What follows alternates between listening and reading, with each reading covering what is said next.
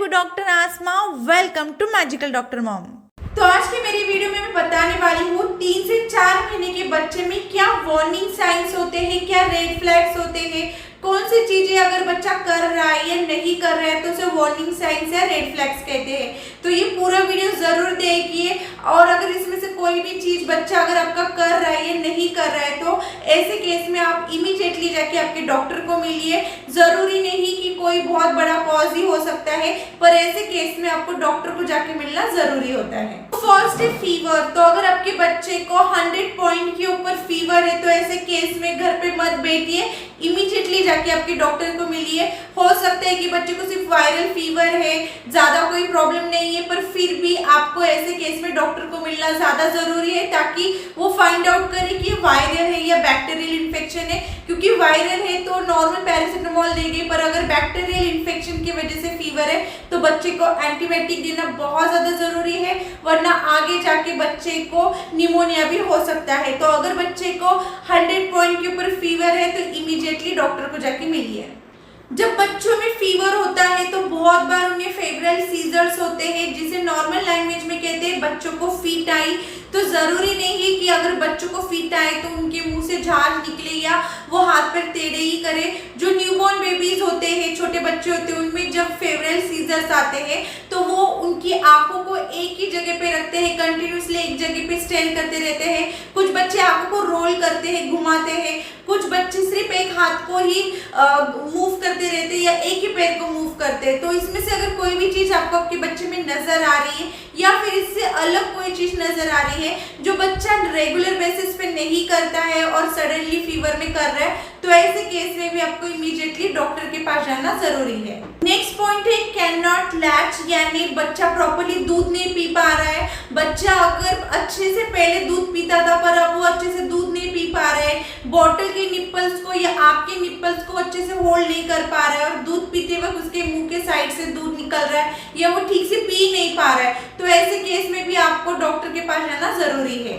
Next है pimple with पस। अगर आपको आपके बच्चे के बॉडी पे पिंपल दिख रहे हैं जो पस से भरे हुए हैं और अगर वो बच्चे के बॉडी पे आपको 5 से 6 से ज्यादा दिख रहे हैं तो ऐसे केस में भी आपको डॉक्टर के पास जाना चाहिए, क्योंकि ये किसी इन्फेक्शन का साइन हो सकता है और अगर उसे प्रॉपरली जल्दी से ट्रीट नहीं किया तो वो इन्फेक्शन और ज्यादा फैलने की चांसेस होते हैं। आपके बच्चे की स्किन, आंखों का कलर या नाखून का कलर पीला दिख रहा है तो ऐसे केस में भी आपको इमीडिएटली जाके डॉक्टर को मिलना है, क्योंकि ये नियोनेटल जॉन्डिस यानी पीलिया हो सकता है। तो न्यूबॉर्न बेबी में पीलिया ना हो इसलिए क्या करना चाहिए, इस पे भी मैंने एक वीडियो बनाया है कि न्यूबॉर्न बेबी की केयर कैसे करनी चाहिए, कौन सी चीजों का ध्यान रखना चाहिए, तो वो वीडियो पे आप जाके जरूर देखिए। न्यूबॉर्न बेबी के लिए वो काफी ज्यादा हेल्पफुल है। नेक्स्ट है अम्बिलिकल कॉर्ड में इन्फेक्शन होना, यानी जिसे नाल कहते हैं। अगर आपका बेबी का नाल नहीं निकला है या फिर निकल गया है और आपको वहां पे पस दिख रहा है या फिर रेडनेस है, स्वेलिंग है, वहां से खून आ रहा है, अगर इसमें से आपको कुछ भी दिख रहा है जब बच्चे की नाल है उस वक्त या वो नाल निकलने के बाद भी, तो ऐसे केस में भी आपको इमीडिएटली जाके डॉक्टर को दिखाना जरूरी है।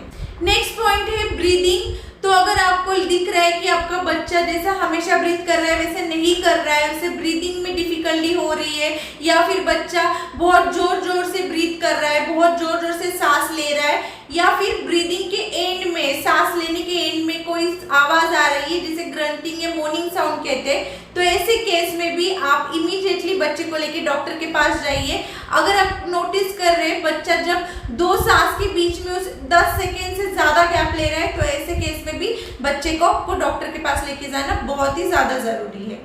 अगर आपका बच्चा 3 महीने का हो गया है और आप टमी टाइम देते वक्त नोटिस कर रहे हैं वो अपने नेक को 45 डिग्री या 90 डिग्री तक होल्ड नहीं कर पा रहा है, या फिर 3 महीने का हो गया और जब आप उसे गोद में ले रहे हो उस वक्त भी वो नेक को कुछ भी थोड़ा भी होल्ड नहीं कर पा रहे, तो ऐसे केस में भी आपको आपके बच्चे को डॉक्टर के पास लेके जाना जरूरी है। जब बच्चे बैक पे सो रहे हैं या आप उन्हें टमी टाइम दे रहे हो, अगर उस वक्त बच्चे अपने नेक को एक ही डायरेक्शन में रखते हैं और दूसरे डायरेक्शन में अपने नेक को मूव नहीं करते हैं, अगर आप दूसरे साइड से जाके बात कर रहे हैं फिर भी वो दूसरे साइड में अपने नेक को मूव नहीं कर रहे, तो हो सकता है कि आपके बच्चे को पोजिशनल टोरकोइलिस नाम का प्रॉब्लम है, जिसमें बच्चे के जो दूसरी साइड की नेक होते हैं वहाँ के मसल्स में स्टिफनेस होता है।